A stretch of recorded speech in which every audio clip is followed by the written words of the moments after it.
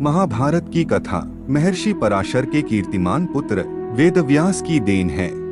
व्यास जी ने महाभारत की यह कथा सबसे पहले अपने पुत्र शुकदेव को कंठस्थ कराई थी और बाद में अपने दूसरे शिष्यों को। मानव जाति में महाभारत की कथा का प्रसार महर्षि वैशंपायन के द्वारा हुआ। वैशंपायन व्यास जी के प्रमुख शिष्य थे। ऐसा माना जाता है कि महाराजा परीक्षित के पुत्र जन्मेजय ने एक बड़ा यज्ञ किया। इस महायज्ञ में सुप्रसिद्ध पौराणिक सूत जी भी मौजूद थे।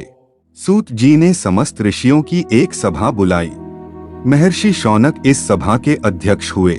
चलिए आइए महाभारत की कथा को आरंभ करते हैं।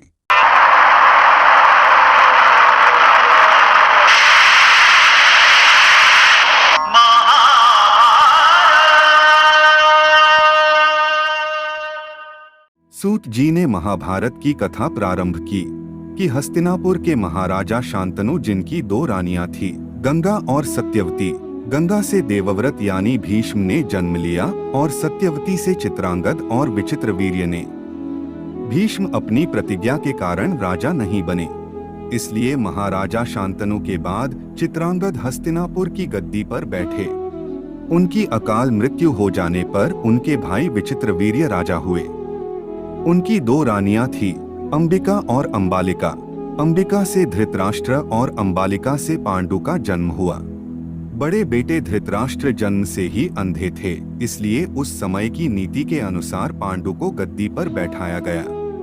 धृतराष्ट्र और गांधारी से कौरव हुए तथा पांडु और उनकी दो रानियों कुंती और माद्री से पांडव हुए।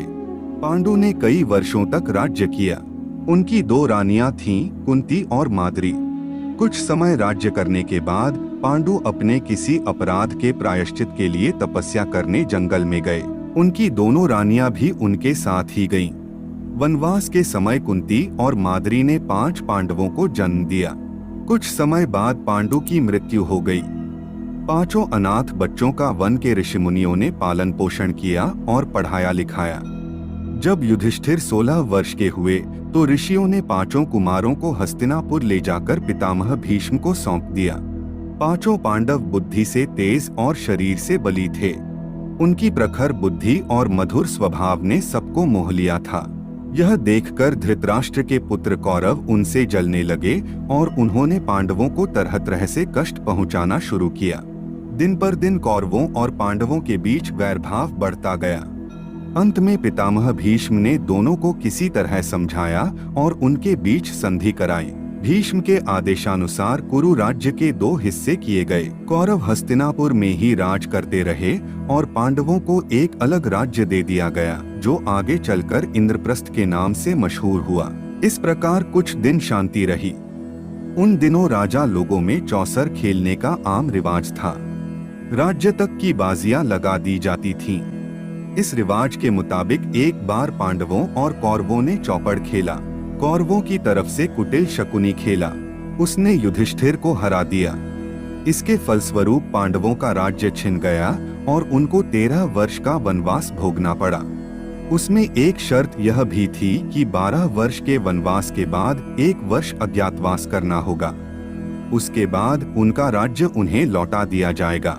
द्रौपदी के साथ 5 पांडव 12 वर्ष वनवास और 1 वर्ष अज्ञातवास में बिताकर वापस लौटे, पर लालची दुर्योधन ने लिया हुआ राज्य वापस करने से इनकार कर दिया। अतः पांडवों को अपने राज्य के लिए लड़ना पड़ा। युद्ध में सारे कौरव मारे गए।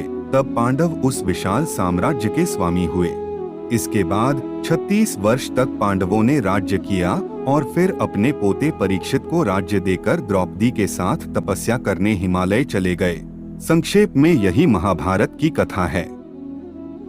गंगा शांतनु पुत्र देवव्रत के बारे में विस्तार से जानने के लिए आप इस वीडियो पर क्लिक कर सकते हैं।